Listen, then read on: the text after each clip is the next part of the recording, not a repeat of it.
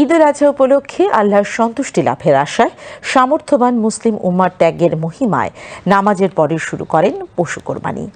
রাজধানীতে সকালে 7টায় ঈদের নামাজ শেষে নগরবাসী পশু কোরবানি করছেন। রাজধানীর বিভিন্ন এলাকা ঘুরে দেখা গেছে ঈদের নামাজ পড়ে এলাকা ভিত্তিক নিজ নিজ আঙিনায় পশু কোরবানি দিতে ব্যস্ত সময় পার করছেন নগরবাসী।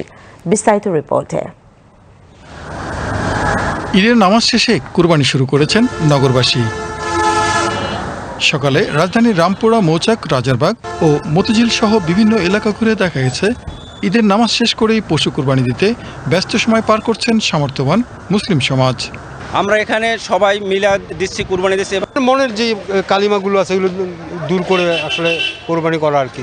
দিনের প্রথম ভাগেই বাসাবাড়ি ও নির্ধারিত স্থানে পশু কোরবানি শেষে বর্জ্য অপসারণ করছেন অনেকেই। জায়গাটা নিজে পরিষ্কার করছি, পরিষ্কার হওয়ার জন্য যেন সুন্দরভাবে জিনিসটা পরিষ্কার যা মানুষ যেন হাঁটতে কষ্ট না পায়। আমাদের প্রথম পর্ব শেষ, কুরবানির কাজ হয়ে গিয়েছে।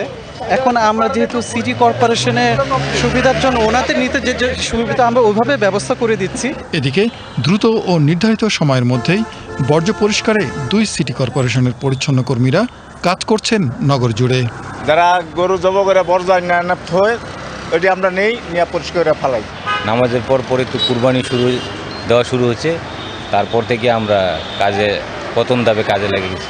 জনস্বাস্থ্য ও পরিবেশ সুরক্ষা নিশ্চিত করার আহ্বান জানিয়ে পবিত্র ঈদুল আজহা উপলক্ষে কোরবানির পশুর বর্জ্য সর্বোচ্চ 12 ঘন্টার মধ্যে অপসারণের নির্দেশ দিয়েছেন প্রধানমন্ত্রী।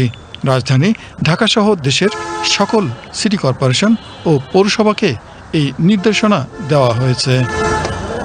Sheikh Ali, BTV news.